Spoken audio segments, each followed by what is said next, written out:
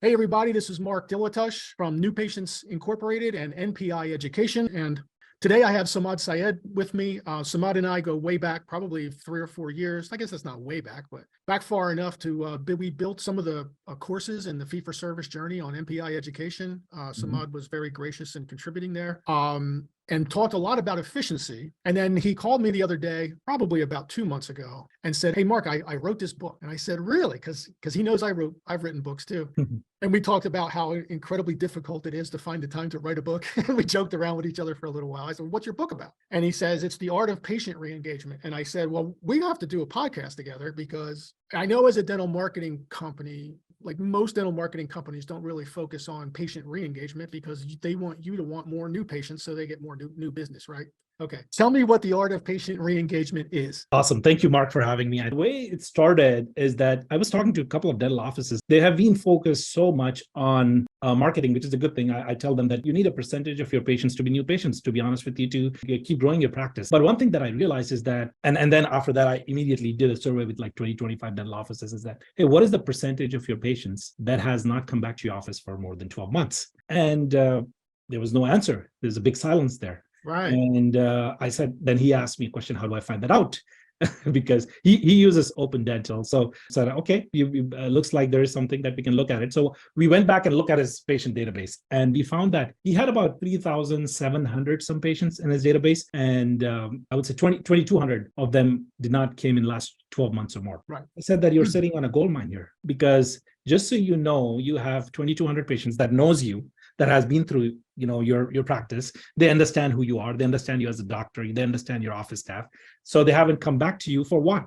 Right. So they understand your location. They understand your office hours. They understand all the barriers that exactly. they know what insurances you accept. They know what insurances you don't accept, right? Exactly. So they know they know that this doctor is a person that I can go and trust, and there's a level of trust. And you have spent a lot of marketing dollars to get these patients in the door before. So why sitting on that and not going back to them? First answer I get is that I do recalls.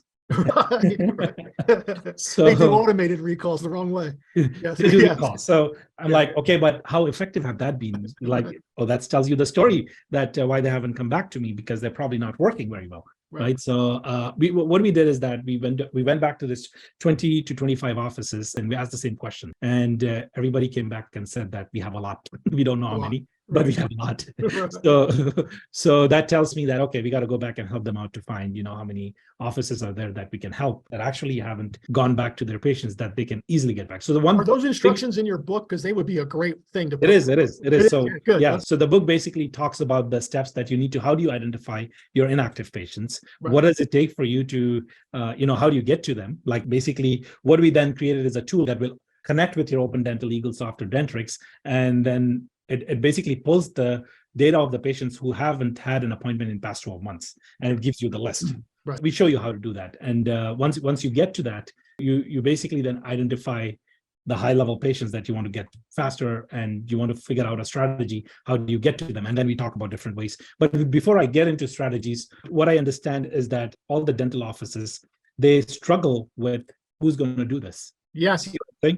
Like, what they struggle with is that, okay, I was depending on automated recalls, but now this is the project for me, right? This is the project that I have to pull out all these patients, understand why they haven't showed up. Maybe they have changed the insurance. Maybe, multiple things could have happened. But what I have seen is that a lot of times patients just get lazy, like me. Right. You just forget about it. So what's the best way to get the attention in such a, a busy social media world, right? How do you get to them? And that's the project with this dental office. And we help them get 60 patients coming back to them every month.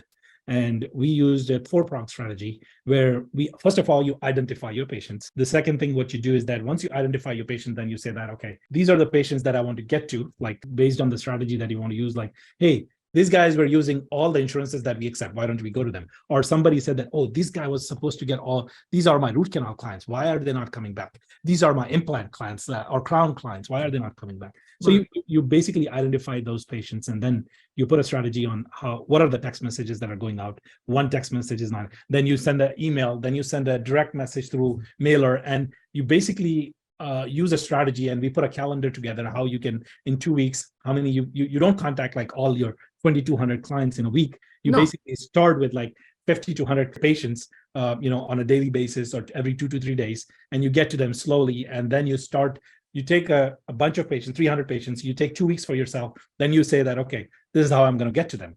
Direct mailing, email marketing, text messaging, maybe a phone call, for implant clients, maybe select 50 people to just make a quick call to see if they're going to, what is it that's stopping them, right? So those are the things that we discussed. And what we found is that there were some patients who were actually thankful that they called them and they said that, oh man, I've been just putting this off for so long. I wanted to come back. It's just, thanks for calling. Let's just schedule me just because, I've been pushing this for so long right now. So that's what overall, I gave you the picture of what we did in like maybe 5 minutes, but what goes in the details of how do you work with this, the emails and the text messaging and how many times and the details of what has worked for us. So we documented that, what has worked in this case study, and I think it helps dental offices. How do people get this book, Samad?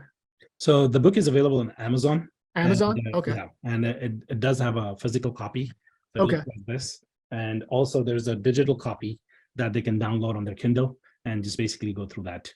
So both of those are available on both of those are available on Amazon. Okay, and so if you look up Art of Patient Re-Engagement on Amazon, you'll find it, right? Yes. All you have to do is just type it in the search for Amazon, and it just pulls up the book, and you should be able to look at quickly. It's not a big book. It doesn't have 300 pages. It's less than 100 pages. But it's a quick read, but it gives you a ton of value. And the value is it's basically to help you understand. The big win for me is that if you go through this book, and the one thing that you can get out of this book is that how is it that I'm able to identify what is my inactive patients look like? That's the first. Who's walking out my back door? Because they're not in the front door. They're just ready to walk out the back door, right? Exactly. And that's a big win for this book. If the dental offices start looking at those inactive patients, and having a process to look at this on a monthly basis, on a bi-weekly basis, maybe like 2 times a month, just talk in your morning huddles, on a weekly meetings or a Friday meetings that you do, is like, do we have a list of, at least 50 to 100 patients that hasn't shown up for past, 12 months? Can we pull that out? And let's find time within this team so that we can, or automate we have a tool that you can use it to just automate those text messaging and emails. But if you don't want to use the tool, you can always pick up a phone and make, a few calls and just ask them if they're ready to come back. Easiest thing to do is that when you call, like if somebody calls me and say, hey, Samad, you didn't come for your cleaning for past 12 months. Everything okay? Just wanted to make sure that you're doing fine, right? And people appreciate that. There's nothing wrong with it. And getting a call from your doctor's office is not a bad thing. It's just that they care about you. That's all. Go run an overdue recall list for the last 12 months. Those are the people who were due in the last 12 months who never made it in. And then go run a new patient list over the last 12 months. So if you have like 240 new patients and 480 patients on your overdue recall list, you're going to shrink. 100% of the time, you will shrink. Okay. And what you're saying is, if I could just get 120 of these 480 over here, right? Then it would be 360 and 360. At least I'm not shrinking, right? Right. You can break it down to really the simplest possible thing to make it the fastest and easiest thing to measure. Get the book, learn how to, put those instructions in front of someone you delegate to and trust, and have them bring the numbers to the team meeting every month. It's just another KPI, but it's a gigantically important KPI, right? I mean, it literally is the healthier practice moving forward. True. Because if those numbers are equal, or if this number's higher, I can tell you what's going to happen to your revenues sooner or later, right? They're going to go down. It's just like any business. If we lose more clients than we gain, then our revenues are going to go down. Same thing with your business. Same thing with any business, right? Absolutely. Yeah. Samad, thank you so much for taking the time today, share your book and your knowledge with our podcast audience. One of those experts, we deeply appreciate your time. I know our listeners are going to get a lot out of this, and that's what we try to bring. Thank you. Awesome. Thank you, Mark. Thanks for having me. And thank you all for joining, and have a good day.